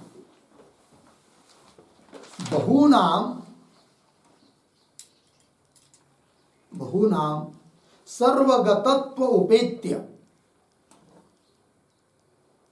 सर्वगतत्वम उपेत्य अव्यवस्था, अव्यवस्था कौंस में लिखिए सांकर्यम, कौंस बन, आगे उक्ता, उक्ता पूर्ण विराम, संप्रति, संप्रति तदपि नास्ति, संप्रति तदपि नास्ति इति आह, इति आह सर्वगतत्वानुपत्ति इति। ठीक है, देखो भाई अर्थ। तो बहुनाम सर्वगतत्वम उपेत्य, अनेक आत्माओं में अनेक आत्मा माने और सर्वगत माने, व्यापक माने, आत्मा अनेक है, व्यापक है, ऐसा स्वीकार करके व्यवस्था नहीं हो सकती है। ये सिद्धांति ने अभी तक बता दिया पूर्व पक्षी को। आत्मा को तुम व्यापक मानोगे और हर एक आत्मा को व्यापक मानोगे तो किसी भी प्रकार से तुम व्यवस्था नहीं कर सकते, दोषों का निवारण नहीं कर सकते, सांकर्य तुम्हारे गले में आकर पड़ेगा ही पड़ेगा। ये बताया अभी तक सिद्धांतियों ने पूर्व पक्षी को। पंक्ति देखिए, बहुनाम सर्वगतत्वमुपेत्य अव्यवस्था सांकर्यादि उक्ता। अब यहां से आगे क्या बताना है? संप्रति तदपि नास्ति, संप्रति तदपि नास्ति। तदपि नास्ति मतलब हर एक आत्मा का सर्वगतत्व भी नहीं है। हर एक अनेक आत्मा अनेक माने और सर्वगत माने, किंतु अनेक आत्मा मानने पर उनका सर्वगतत्व सिद्ध नहीं हो सकता। ये बात बतानी है अभी। वही करे संप्रति तदपि तदपि सर्वगतत्वमपि नास्ति इति आह। सर्वगतत्व इत्यादि पंक्ति के द्वारा तन्वय के अनुसार देखिए, बहुनाम आत्मनाम, आत्मा अनेक मानोगे और सभी आत्मा को कैसा मानेंगे? सर्वगतत्व मतलब व्यापक मानोगे। ठीक मान नहीं सकते, अनुपपत्ति है। क्यों? दृष्टांत अभावात। कोई ऐसा दृष्टांत ही नहीं है कि अनेक पदार्थ हो और वो सभी व्यापक हो, ऐसा उदाहरण नहीं है। दृष्टांत अभावात। वही कह रहे बहुनाम आत्मनाम सर्वगतत्व अनुपत्तिश्च, क्यों? दृष्टांत अभावात। अब उसको पूछ रहे सिद्धांति पूर्व पक्षी को, क्या ये पूर्व पक्षी बताओ तो तुम तो उदाहरण बताओ, दृष्टांत बताओ एखादा कि बहुत सारे पदार्थ है और सभी व्यापक है, एक दूसरे के साथ सटे हुए हैं, ऐसा उदाहरण दिखाओ। वही कह रहे वद तावत त्वम के बहवः समानः प्रदेशाश्च इति। ठीक है ना? ये वद तावत कहो तो तुम बताओ कि ऐसे कौन पदार्थ है कि जो बहवः अनेक है और समान प्रदेश वाले हैं, उदाहरण बताओ। ये बात तो ये जो है ना वद तावत इत्यादि, उसके ऊपर लिखिए सिद्धांति। सिद्धांति पूछ रहे हैं पूर्व पक्षी को। और वद के पहले एक वाक्य भी लिखेंगे, अवतरण किंच किंच बहूनां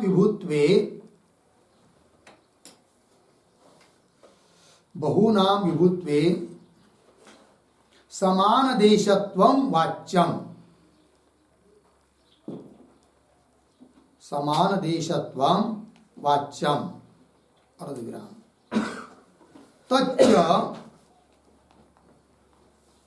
तच्च अयुक्तम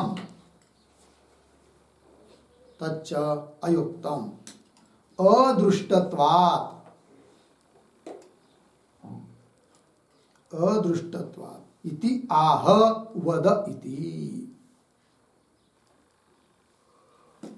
ठीक है, देखो भाई अर्थ। किंच बहुनाम विभुत्वे, आत्मा अनेक है और विभु है, तो समान देशत्व वाचम, ये कई देश में, समान देश में सब है, ऐसा मानना पड़ेगा ना। क्योंकि विभु मानने पर ये तो नहीं कह सकते कि यह आत्मा यहाँ पर है, वो आत्मा वहां पर है, ऐसा नहीं मान सकते, क्योंकि विभु माना है आपने। तो ये कई देश में सभी बैठे हुए हैं, ये कहना पड़ेगा। ठीक है ना? किंच बहुनाम विभुत्वे समान देशत्व वाच्यम अर्थायुक्तम, वो तो मान नहीं सकते। क्यों? अदृष्टत्व, ऐसा कोई दिखाई नहीं देता उदाहरण। वही बोल रहे, पूछ रहे हैं वदतावत्वम, तू तो पहले बताओ भाई पूर्व पक्षी। सिद्धांति बोल रहे क्या? के बहवः, कौन ऐसे अनेक पदार्थ कि जो समान प्रदेशाश्च, एक समान प्रदेश में समान जगह पर एक ही स्थान पर बैठे हुए हैं और बहुत है और व्यापक है, बताओ उदाहरण। कुछ नहीं। तब तो पूर्व पक्षी बोल रहा है हाँ हम देते उदाहरण है। वह कह रहा है रूपादय इति चेत, पूर्व पक्षी बोल रहा है। ये जो है ना रूपादय, उस पर लिखिए पूर्व पक्षी।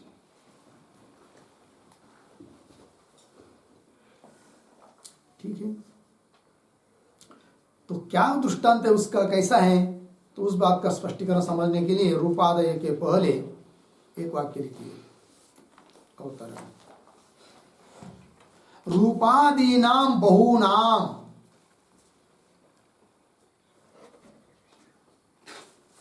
रूपादीनाम बहूनाम एकः एव घटोदेशः दृष्टः, एकः एव घटोदेशः दृष्टः।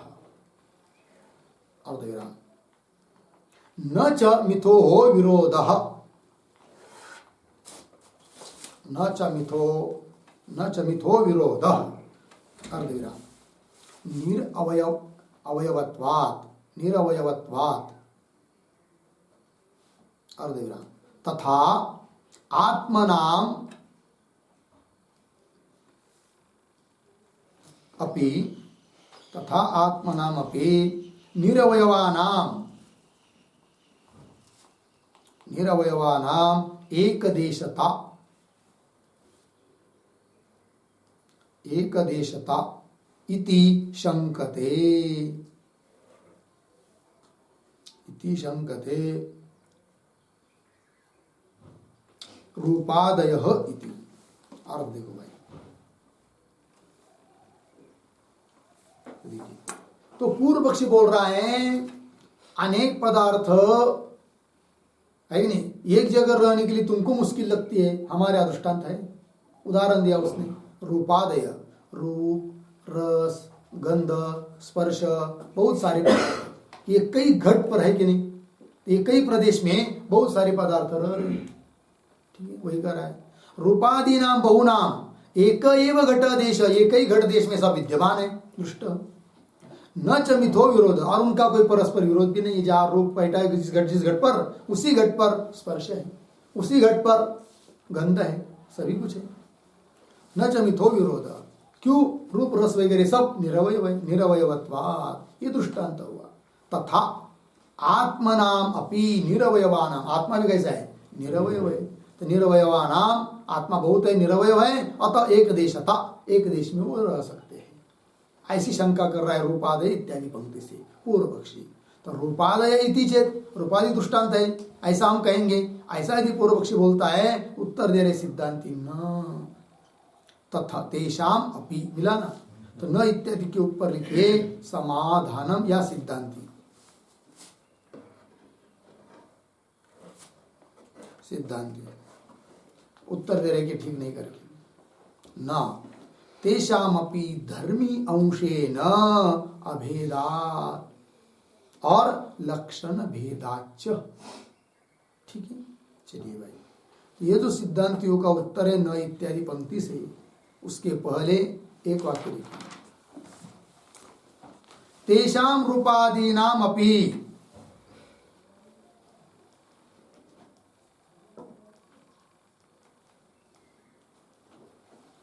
तेषां रूपादीनामपि तेजोजलादिभिः, तेजोजलादिभिः स्वधर्मिभिः, स्वधर्मिभिः अभेदात्, अभेदात् तत् अतिरिक्त घटाभावात्, तद अतिरिक्त घटाभावात् कुतः दृष्टान्तता, कुतः दृष्टान्तता इति आह न इति आह न इति। ठीक है, देखिए अर्थ, तेषाम रूपादीनाम अपि, सिद्धांति बोल रहे कि वे जो रूपादि के ना, वे भी तेषाम रूपादीनाम अपि तेजो जलादिभिः स्वधर्मिभिः अभेदात्, वे सब रूप रसादिक भी अपने अपने धर्मी से कोई भिन्न नहीं है, क्योंकि वो अंश है, अंश अपने अंश से भिन्न नहीं होता है। ठीक है, तो रूपादीनाम अपि तेजो जलादिभिः स्वधर्मिभिः अभेदात्, और तद अतिरिक्त, उन से अतिरिक्त घटादि का अभाव है, अतः कुतः दृष्टांतता, कहां से दृष्टांत तुम लाओगे, है कि नहीं? वही दे रहे, देखिए भाष्य में, न तेषामपि रूपादीनामपि धर्मी अंशे न अभेदात्। धर्मी के वो अंश है कौन? रूपादि। अतः अपने अपने अंश के साथ वे क्या है? अभिन्न है। और धर्मी यदि घट को लेते हैं तो घट से वो अभिन्न है, घट से अतिरिक्त ही नहीं है। प्रश्न क्या था कि बहुत सारे पदार्थ समान रूप से एक जगह पर कहाँ रह सकते दिखाओ, तो उसने उदाहरण दिया था रूप रसादिकों का, एक ही घट पर बैठे हुए। अरे भाई वो घट से भिन्न कहाँ है? क्योंकि वो अंश है और अंश अंश से भिन्न नहीं होता है। तो अनेक पदार्थ हो यही का, एक घट ही घट से अतिरिक्त ही नहीं हो, है कि नहीं? वही कह रहे तो अतिरिक्त, हाँ, उनसे अतिरिक्त कोई घट है ही नहीं है, क्योंकि अंश अंशी से अन्य होता नहीं है ये बात। तो उनका अंशी यदि तेज जल वगैरह लेते हैं तो उनसे वो भिन्न नहीं है। यहाँ पर अंशी के रूप में घट है तो घट से भिन्न वो है ही नहीं है। तो एक ही जगह पर सब लोग कहाँ आ गए? है नहीं, क्योंकि घट से अतिरिक्त नहीं है वो, ये बात। कदाचित वो बोलेगा फिर पूर्व पक्षी, यदि अंशी घटाधिक से वो रूपाधिक भिन्न नहीं है तो बहुत्व का व्यवहार क्यों हो रहा है कि रूप है, ये रस है, गंध है, ऐसा व्यवहार क्यों होता है? तब उसके लिए उत्तर दे रहे लक्षण भेदाच, लक्षण भिन्न भिन्न होने से भेद प्रतीत हो रहा है, किंतु वस्तुतः देखा जाए तो अंशी से वो भिन्न नहीं है, यह बात ठीक है ना।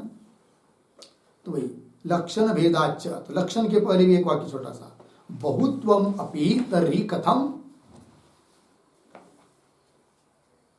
बहुत्वम अपि तर्हि कथम इति अतः आह लक्षण भेदाच इति अतः आह लक्षण भेदाच इति। ठीक है, यदि धर्मी से भिन्न नहीं है तो बहुत्व कहां से आएगा उसमें? कथम तर्हि, उत्तर दे रहे लक्षण भेद से, ये बात। अच्छा, फिर वो कहेगा पूर्व पक्षी, इसी प्रकार फिर हम क्या करेंगे? आत्माओं का भी भेद मान लेंगे, भिन्न भिन्न करके। अनेक आत्मा मानना है ना हमको, तो हर एक आत्मा का लक्षण क्या मानेंगे? भिन्न भिन्न। तो अनेक तो हो ही जाएगा रूपादि की तरह। तब उत्तर दे रहे न तु बहुनाम आत्मनाम लक्षण भेद अस्ति, किंतु अनेक आत्माओं मानोगे तो उनका अलग अलग लक्षण तुम कर नहीं सकते। कैसा करोगे? आत्मत्व जाति वाला जो वो आत्मा, तो आत्मत्व जाति सभी में है, भेद कैसा होगा?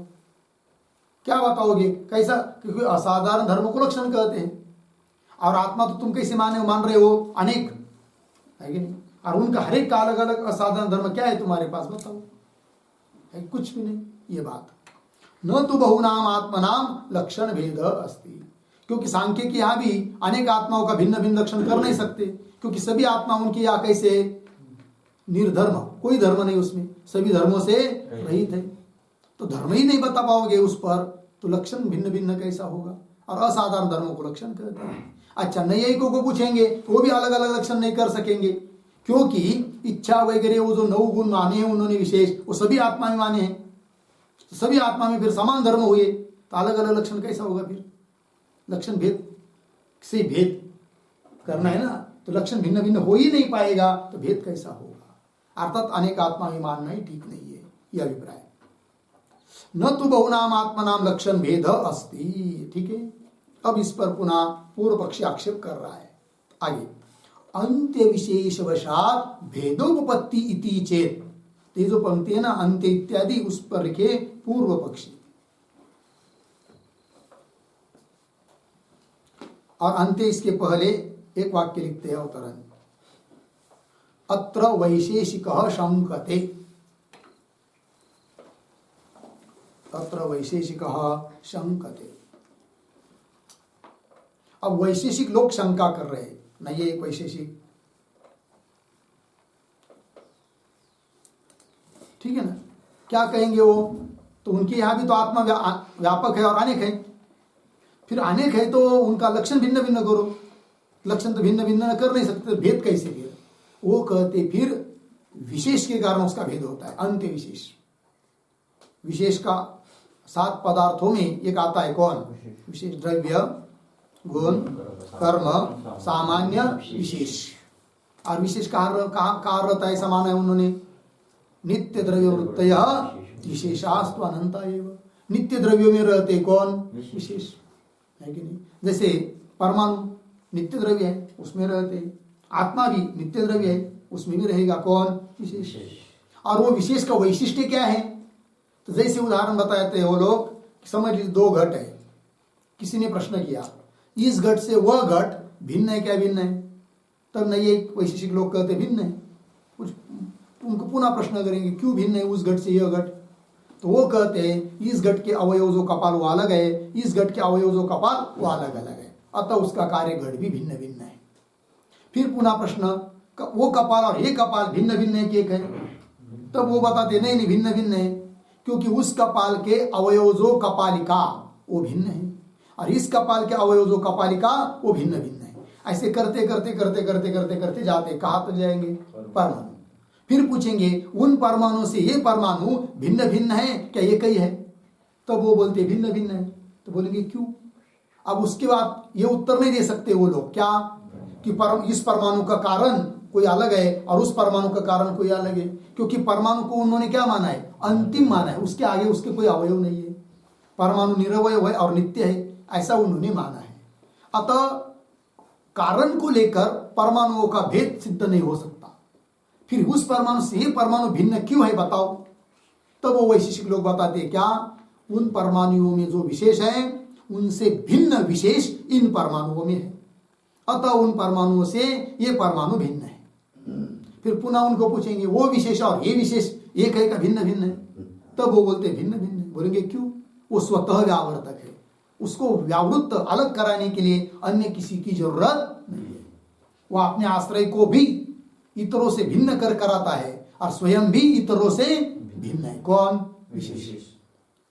तो नित्य द्रव्यों में माना है उन्होंने विशेष को और वो उस भेद सिद्ध कर देता है। उस प्रकार वो कहेंगे वैशेषिकादिक लोग कि आत्मा भी द्रव्य है और वो नित्य द्रव्य है और आत्मा व्यापक है और आने अनेक है। फिर कैसा वो उस आत्मा से इस आत्मा का भेद मानोगे? तो वो कहते आत्माओं में क्या है? विशेष है। उस विशेष के कारण उस आत्मा से आत्मा भिन्न है, उस आत्मा से वो आत्मा भिन्न है, उससे वो भिन्न है। आत्मा भिन्न भिन्न भिन्न भिन्न है विशेष के कारण, इसलिए हमारे यहाँ कोई दिक्कत नहीं, ऐसा वो लोग बोलते हैं। कौन? वैशेषिक। किंतु उनका वो कहना भी ठीक नहीं है, ये बता रहे। अब सिद्धांति उत्तर के रूप में देंगे। पहले पूर्व पक्ष देखिए। अंत्य विशेष वशात, अंत्य विशेष के कारण भेदोपपत्ति, भेद की उपपत्ति हो जाएगी इति चेत। लग गया? तो यहां तक पूर्व पक्षी हुआ। फिर न से आगे सिद्धांति है कि नहीं? किंतु उसके पहले ये जो है ना पूर्व पक्षी का कहना भेदोपपत्ति इति चेत, उसके आधार पर एक टिप्पणी लिखते छोटी सी, तो लिखेंगे नित्य द्रव्य मात्र वृत्तयः, नित्य द्रव्य मात्र वृत्तयः विशेषाः, नित्य द्रव्य मात्र वृत्तयः विशेषाः अर्धविराम ते च स्वयं, ते च स्वयं स्वाश्रय व्यावर्तकाः एव भवन्ति, ते च स्वयं स्वाश्रय व्यावर्तकाः एव भवन्ति। पूर्ण विराम। अतः स्वेषां स्वेषां व्यावर्तकं न अपेक्षन्ते, स्वेषां व्यावर्तकं न अपेक्षन्ते इति अन्त्याः उच्यन्ते,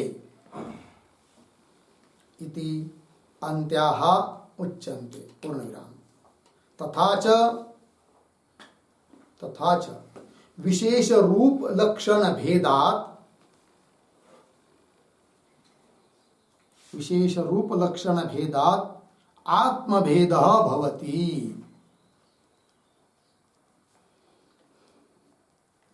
आत्मभेदः भवति इत्यर्थः इति पूर्व पक्षः।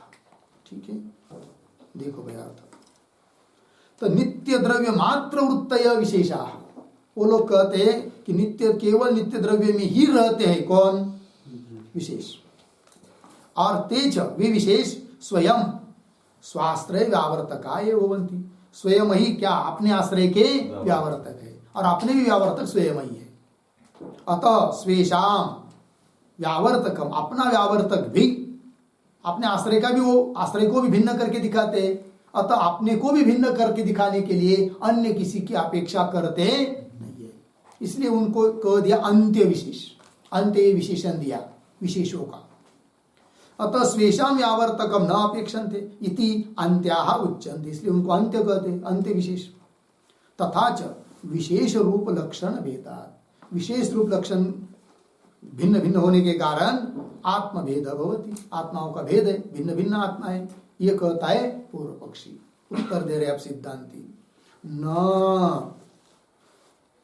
भेद कल्पनाया अंत्य विशेष कल्पनायाश्च इतरेतराश्रयत्वात्। ठीक है, तो जो न इत्यादि पंक्ति उसके ऊपर लिखे सिद्धांती। ठीक है, देखो भाई, तो न, ये पूर्व पक्षी का कहना ठीक नहीं है। क्यों? अन्योन्याश्रय दोष आता है। कैसे आता है वो कह रहे, भेद कल्पनाया, पहले आत्माओं का भेद मानोगे तब उसमें मानेंगे क्या? विशेष। और जब विशेष रहेगा तब सिद्ध होगा क्या? भेद। तो भेद सिद्ध के लिए, भेद सिद्धि, आत्माओं का भेद सिद्ध करने के लिए अपेक्षा है किसकी? विशेष की। और आत्माओं का भेद रहेगा तब उस पर मान सकते हैं किसको? भेद को, विशेष को, है कि नहीं? इसका मतलब क्या हुआ? अन्योन्याश्रय। वही कह रहे, भेद कल्पनाया अंत्य विशेष कल्पनायश, दो, भेद की कल्पना एक और अंतिम जो विशेष उसकी कल्पना दो, इन दोनों की कल्पना में क्या है? इतरेतराश्रयत्वात्, ये दोष आता है। तो कैसा आता है इतरेतराश्रय दोष? तो उस पर भी छोटी सी पंक्ति लिखिए, एक टिप्पणी छोटी सी लिखेंगे। विशेष भेद कल्पनात्, विशेष भेद कल्पनात् एव आत्मभेद कल्पना न युक्ता, आत्मभेद कल्पना न युक्ता, अर्धविराम। आत्मभेद भेद ज्ञप्तौ, आत्मभेद ज्ञप्तौ आत्मसु, आत्मसु विशेष भेद सिद्धि, विशेष भेद सिद्धि, अर्धविराम। तत्सिद्धौ, तत्सिद्धौ तज्ञप्ति, तज्ञप्ति इति अन्योन्याश्रयात्, अन्योन्याश्रयात् इति हो गया। देखो भैया, विशेष भेद कल्पनात् एव आत्मभेद कल्पना, विशेष भेद की कल्पना, विशेष भेद होने से, विशेषों का भेद होने से आत्मा का भेद ये कल्पना करना युक्त नहीं है, क्योंकि अन्योन्याश्रय दोष आता है। कैसे? वो बता रहे हैं। आत्मभेद ज्ञप्तो, आत्मा का भेद ज्ञात होने पर उन आत्माओं में मानना पड़ता है क्या? विशेष। आत्मसु विशेष भेद की सिद्धि होती है कि नहीं? और तत्सिद्ध विशेष जो ऐसा भेद है, विशेष है, भिन्न भिन्न विशेष, उनकी सिद्धि होने पर क्या? तज्ञप्ति, आत्मभेद का ज्ञान होता है। इस प्रकार अन्योन्याश्रय दोष आता है। और जहां पर अन्योन्याश्रय दोष आता है वहां पर किसी बात की सिद्धि होती नहीं है।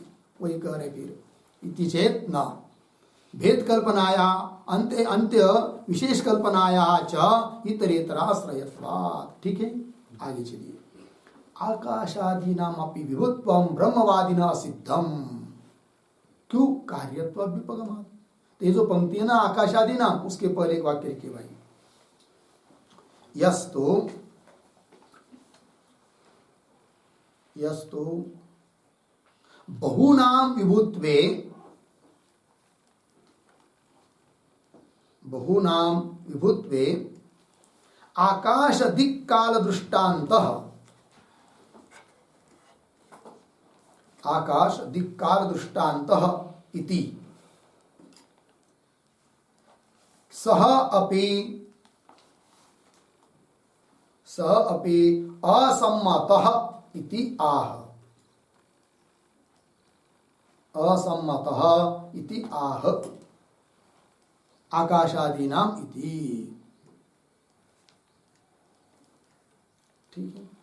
आगे चले गए। यस्तु बहुनाम विभुत्वे, है कि नहीं, अनेक आत्मा मानेंगे, विभु मानेंगे, है कि नहीं, तो उसमें हमारे पास युक्ति है, दृष्टांत है, ऐसा बोलेंगे वो कौन? पूर्व पक्षी। कैसे?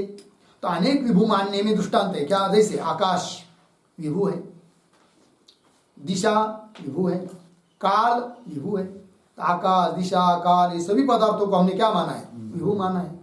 और सभी समान देश में एक ही जगह, यहाँ काल है, यही पर दिशा है, यही पर सब कुछ है, आकाश, काल, दिशा विभु है। उस प्रकार अनेक आत्माओं को मानेंगे और हर एक को विभु मानेंगे तो क्या दिक्कत है? ये बोलेगा कौन? पूर्व पक्षी। यस्तु बहुनाम विभुत्वे आकाश दिक्का दृष्टांत इति स अपि असम्मत। सिद्धांति बोल रहे कि वो दृष्टांत भी हमारे लिए सम्मत नहीं है। दृष्टांत वो होता है जो उभय सम्मत हो।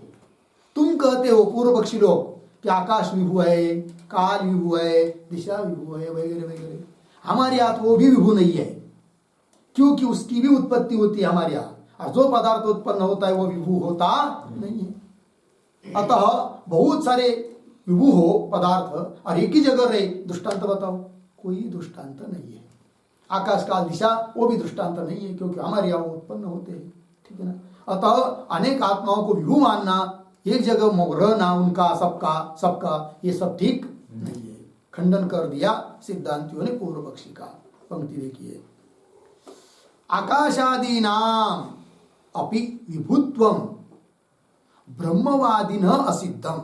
ब्रह्मवादिनः आकाशादीनाम विभुत्वम असिद्धम। ब्रह्मवादी वेदांती लोग, वेदांतियों के लिए तो आकाश आदियों का विभुत्व भी कैसा है? असिद्ध है। क्यों? कार्यत्व अभ्युपगम, पीछे सिद्ध किया है ना, है कि नहीं? आकाश आदि की उत्पत्ति होती है, ये पीछे सिद्ध कर चुके हैं। ठीक है? अतः जो पदार्थ उत्पन्न होता है, जो पदार्थ कार्य है, वो विभु नहीं हो सकता है। आकाश आदि भी कार्य होने से विभु नहीं है। कार्यत्व अभ्युपगमात् लग गया। अंतिम, तस्मात् आत्मैकत्व पक्षे एव सर्वदोषाभाव इति सिद्ध। ठीक है ना? उपसंहार कर रहे हैं। ये जो पंक्ति आई है तस्मात् इत्यादि, उसके भी पहले एक वाक्य लिखते, थोड़ा सा, एक दो वाक्य उपसंहार है ना, लिखेंगे। विभुत्वस्य एक वृत्तित्वे, विभुत्वस्य एक वृत्तित्वे लाघवात् न विभु भेदः, न विभु भेदः, पूर्ण विराम। यथा एकस्मिन् आकाशे, यथा एकस्मिन् आकाशे भेरी वीणादि भेदेन,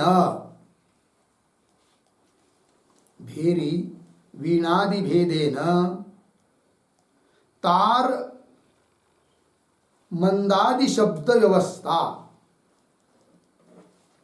तार मंदादि शब्द व्यवस्था, अर्धविराम,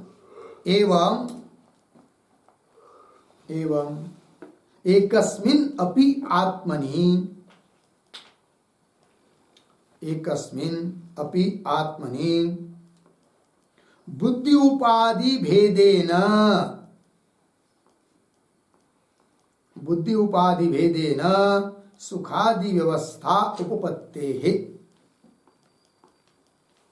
सुखादि व्यवस्था उपपत्तेः, अर्धविराम, आत्मभेदे अपि व्यवस्था अनुपपत्तेः,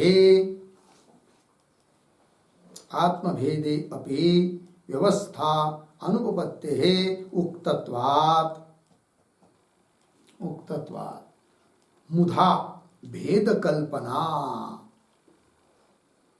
मुधा भेद कल्पना इति उपसंहरति तस्मात् इति। ठीक है? देखो भाई अर्थ। तो विभुत्वस्य एक वृत्तित्वे, विभुत्व धर्म एक ही जगह में रहना, ये लाघव है। विभुत्व को अनेक में मानना, अनेक विभु मानना, ये गौरव है। विभुत्व से एक वृत्तित्व लाघव न विभु भेद, इसलिए विभुओं में भेद नहीं, एक ही विभु है परमात्मा, ये सिद्धांति बोल रहे हैं। यथा उदाहरण दे रहे, व्यवस्था कैसी हो सकती है? एक आत्मवाद में, विभुवाद में, आत्मा एक ही है, विभु है परमात्मा, तो दृष्टांत देकर यथा एकस्मिन आकाशे, आकाश एक है व्यवहार में और विभु है व्यवहार में, तो भी उसकी बहुत सारी उपाधि है उसको, जैसे भेरी, ढोल, मृदंग है कि नहीं, ऐसे अनेक अनेक अनेक अनेक वाद्यों की उपाधि लग गई, तो अलग अलग शब्द निकल रहा है। शब्द है कि नहीं, आकाश का गुण है, आकाश ही उसके लिए कारण है कि नहीं? इसका मतलब ये थोड़ी है कि बहुत प्रकार के शब्द सुनाई दे रहे, इसका मतलब आकाश बहुत है, ये सिद्ध नहीं कर सकते। उस प्रकार हर एक व्यक्ति में सुख दुख अलग अलग अलग अलग मालूम पड़ रहे, इसका मतलब आत्माओं का भेद है, ये सिद्ध नहीं कर सकते। जैसे दृष्टांत में शब्द अलग अलग सुनाई देने पर भी उन शब्दों का निमित्त जो उपाधि है वो भिन्न भिन्न है, किंतु उपादान कारण सबका आकाश एक ही है। उसी प्रकार दृष्टांत में भी सुख दुख जो प्रतीत हो रहे सबके अलग अलग, उसका कारण उस जीव की उपाधि जो बुद्धि वगैरह वो भिन्न भिन्न है, किंतु बुद्धियों का भी जो साक्षी है दृष्टा आत्मा वो सभी में एक ही है, उसका भेद सिद्ध नहीं हो सकता। ये कह रहे पंक्ति देखिए, विभुत्व से कृत्तित्व लाघवात न विभुभेद यथा एकस्मिन आकाशे, एक ही आकाश में भेरी विनादि भेदेन, वाद्यों का भेद होने से, तार मंदादि शब्द व्यवस्था, उंच नीच अलग अलग शब्दों की क्या है व्यवस्था है उपाधि को लेकर। एवं इसी प्रकार एकस्मिन अपि आत्मनि, एक ही आत्मा में बुद्धि उपाधि भेदेन, बुद्धि उपाधि का भेद होने के कारण सुखादि व्यवस्था उपपद्यते, सुख दुख की व्यवस्था उत्पन्न हो जाती है, उपपत्ति है। एक बात, अच्छा, उस व्यवस्था को लगाने के लिए पूर्व पक्षी ने आत्माओं का भेद मानने का प्रयास किया, किंतु आत्माओं का भेद मानने पर भी व्यवस्था कहाँ हो पाई, नहीं हो पाई। और आत्माओं का भेद मानने पर भी यदि सुख दुख के सांकर्य हो ही रहा है, उसकी व्यवस्था हो ही नहीं सकती, तो आत्माओं का भेद मानने की क्या जरूरत है। अर्थात आत्माओं का कोई भेद नहीं है। वही कह रहे आत्मभेदे अपि व्यवस्था अनुपपत्ति, व्यवस्था की उत्पत्ति नहीं लगती, ये कह दिया ऊपर। इसलिए मुदा मतलब व्यर्थ है क्या, भेद कल्पना, भेद कल्पना करने में कोई अर्थ नहीं है, व्यर्थ है। इति उपसंवरति तस्मात् इति, तो पंक्ति देखिए भाष्य में, तस्मात् आत्मैकत्व पक्षे एव सर्वदोषाभाव, आत्मा एक है इस पक्ष में ही सभी दोषों का क्या है अभाव, इति सिद्धम, ये बात सिद्ध हो गई। तो इति सिद्धम मतलब क्या सिद्ध हुआ फिर आत्मा एकत्व सिद्ध करने से, इति सिद्धम इस पर भी एक वाक्य लिखते हैं, एवं भूत भोक्तृश्रुति नाम, भूत भोक्तृश्रुति नाम विरोधाभावात, विरोध अभावात अद्वये ब्रह्मणि, अद्वये ब्रह्मणि समन्वयः इति सिद्धम, समन्वयः इति सिद्धम इति भावः। ठीक, देखो भाई अर्थ, एवं भूत भोक्तृश्रुति नाम विरोध अभाव, ये जो पाद है दूसरे अध्याय का यह तृतीय पाद, वह इसलिए है कि भूतों की उत्पत्ति और भोक्ता जो जीव वगैरह उसकी उत्पत्ति को बताने वाली जो श्रुतियां है उनका भी परस्पर में विरोध नहीं है, इस बात को सिद्ध करने के लिए यह पाद है। और वो सिद्ध कर दिया श्रुतियों का कोई परस्पर विरोध नहीं है करके, वही कह रहे। तो भूत भोक्तृ श्रुति नाम विरोध अभाव, विरोध न होने से, यदि विरोध सिद्ध होता श्रुतियों में तो अप्रामाण्य सिद्ध होता, और श्रुतियों में यदि अप्रामाण्य आता तो उस अप्रमाणभूत श्रुतियों के द्वारा बताया गया समन्वय, ब्रह्म समन्वय, ब्रह्म में सबका समन्वय, उसकी सिद्धि नहीं हो पाती। किंतु पूर्व पक्षी का निराकरण करके श्रुतियों में परस्पर कोई विरोध नहीं है, अविरोध है, अविरोध होने के कारण सभी श्रुतियां प्रमाणभूत है, और श्रुतियां प्रमाणभूत होने के कारण उन प्रमाणभूत श्रुतियों के द्वारा बताया हुआ जो ब्रह्म समन्वय वो सिद्ध है। ठीक है, वही कह रहे। एवं भूत भोक्तृ श्रुति नाम विरोधाभावात, विरोध न होने से अद्वये ब्रह्मणि समन्वय, अद्वय ब्रह्म में ही सबका समन्वय है, अद्वितीय ब्रह्म को बताने के लिए ब्रह्म बोध कराने में ही सभी श्रुतियों की प्रवृत्ति है, और उसी में पुरुषार्थता है, इति सिद्धम, ये बात सिद्ध हो गई। ठीक, इसके साथ साथ 53 नंबर के सूत्र का भाष्य पूरा हुआ, यह अधिकरण भी पूरा हुआ, और उसके साथ साथ यह जो द्वितीय अध्याय का तृतीय पाद है वह भी यहाँ पर समाप्त होता है। इति श्रीमद् शंकर भगवत पूज्य पाद कृतौ शारीरक मीमांसा भाष्ये द्वितीयाध्यायस्य तृतीय पाद समाप्त। ठीक, फिर आगे दूसरे अध्याय का चौथा पाद, उसका विचार हम लोग कल से करेंगे। ओम पूर्णमदः पूर्णमिदं पूर्णात् पूर्णमुदच्यते पूर्णस्य पूर्णमादाय पूर्णमेवावशिष्यते।